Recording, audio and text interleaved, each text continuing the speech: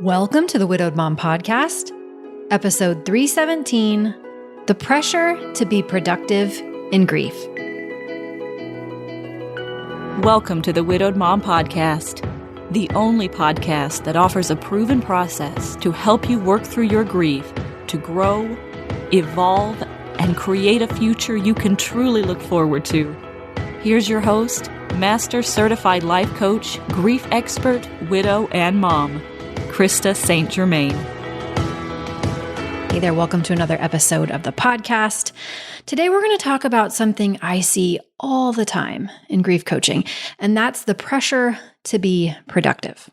So here's what we're going to cover in this episode. First, we'll look at where this pressure comes from, why so many of us feel it, especially after the loss.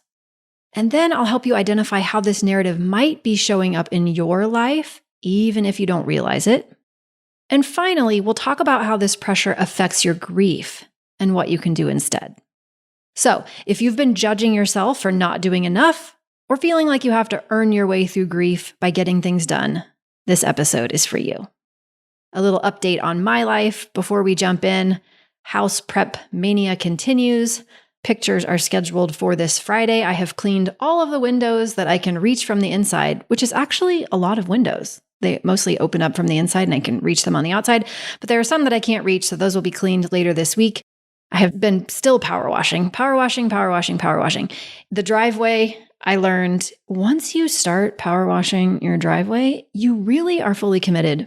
I kind of accidentally power washed part of the driveway after finishing power washing the brick on the front porch because it really needed it. And then I did a spot on the driveway by accident, and it looked so different than I had to do the whole rest of the driveway. It actually looked like that concrete there had been replaced, which is wild. So power washing is fun. And also, once you get in there, you're kind of committed. We also have a little drainage thing in the back where water that splashes out of the pool can go. And it just got so backed up with mud. So I've been power washing that. Yesterday, I looked like I had played a full round of mud volleyball. I was covered because you spray it and the mud just squirts everywhere. So that's been fun. Dad and I repaired and painted part of the front face of the house, looking so much better. And I found a house yesterday that I like. Don't know if it will end up being mine, but fingers crossed, it ticked most of the boxes. I left really excited about it. And then, of course, over the weekend, after a storm, the internet went out, and that's fun. So no video today. We're doing audio only, but that's what's going on in my neck of the woods. So I hope things are going well for you. And with that, let's talk about productivity and grief. So I don't know if you've noticed this, but it's becoming increasingly more clear to me that we really do live in a culture that worships productivity. We are taught from such a young age to measure our value by what we produce. Grades, trophies, right? And it gets so much worse as we get older. Clean houses, promotions, checked boxes, do all the things. And that mindset doesn't go away just because your person died. In fact, for a lot of widows, the pressure to be productive actually ramps up because it's like we feel the impact of grief slowing us down, and we live in a world that values speed and performance. So slowing down can actually feel like failure. We start to worry that we're going to be lazy. It feels like such an undesired label. And people say things to us like, "Glad to see you staying so busy. You seem to be getting so much done. I don't know how you do it all, right?" Or, "I'm impressed at how fast you went back to work," as though that's some sort of accomplishment. All of these very subtle, and some not so subtle, reinforcements that productivity is important, that it's valuable. And maybe you're seeing it around you, but maybe you don't think you've internalized this pressure. And so I want to tell you that it can be quite sneaky, and it can show up in thoughts. Maybe you'll notice these from your brain, like, "I should be doing more. If I don't stay busy, I'll fall apart. I need to get back to normal. I've wasted so much time." Or maybe you're measuring days and deciding that the good days were days where you got stuff done. Maybe you think about resting and then you feel guilty about that, or you worry that it means you're lazy.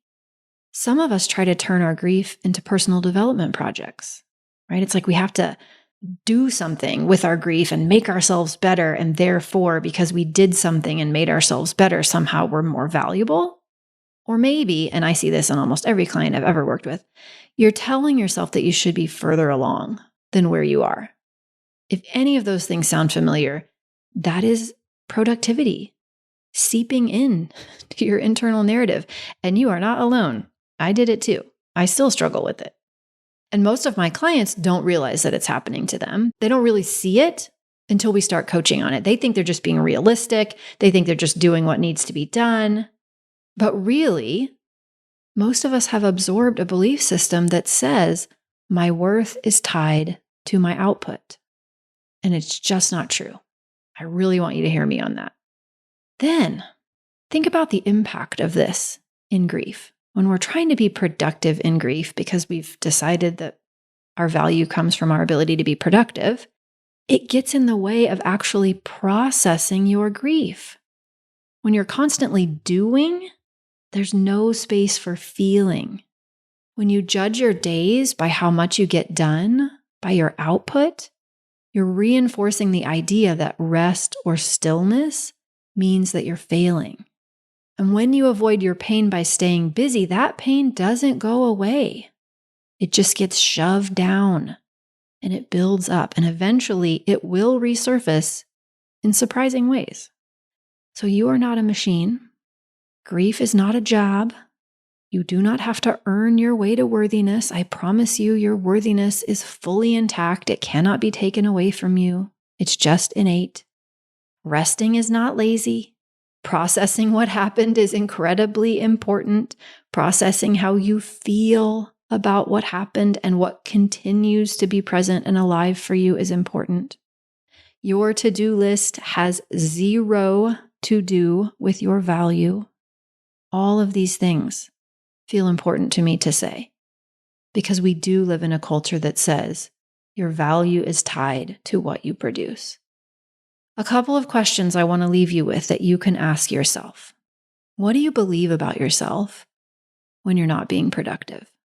And where did that belief come from?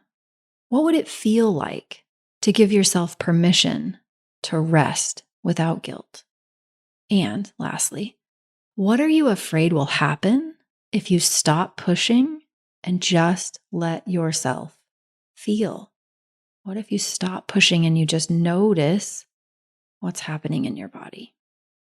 And maybe as I say these questions, you notice some resistance coming up, and that's totally okay.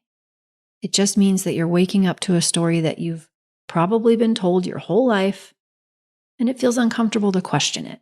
That old part of our brain that likes to seek pleasure and avoid pain and be efficient doesn't like questions that challenge the things that are unconscious. Doesn't want to change. So that's okay. Resistance is normal. It's always a part of the change process. Don't worry about it. And asking yourself questions like this is important work. It's valuable. It takes you toward what it is you want next. So here's what we talked about today. The pressure to be productive in grief is not your fault. It comes from a culture that links your value to what you do. And you might be carrying that pressure without realizing it. It's very subtle. You might be judging your grief, your days, your worth based on your output, and you wouldn't be alone in that. And that pressure to produce isn't helping you. It's not helping you process your grief. It's just adding another layer of suffering to the pain that already exists. So you don't need to get through grief faster. You don't need to prove anything to anyone. And your worth is already fully intact, whether you get anything done today or not. Grief is not a race. Life is not a race. It is not a checklist, and you are not behind. If this resonated with you, if you're tired of feeling like you have to perform your grief or prove that you're okay, I'd love to support you inside my Mom Goes On coaching program. You can learn more about it by going to coachingwithkrista.com, clicking on the Work With Me tab. You can learn all about it there. All right, that's what I have for you this week. Remember, I love you. You've got this. Take care, and I'll see you next week. Bye-bye. If you like what you've been hearing on this podcast and want to create a future you can truly get excited about even after the loss of your spouse, I invite you to join my Mom Goes On coaching program. It's small group coaching just for widowed moms like you, where I'll help you figure out what's holding you back and give you the tools and support you need so you can move forward with confidence. Please don't settle for a new normal that's less than what you deserve. Go to coachingwithkrista.com and click Work With Me for details and next steps. I can't wait to meet you.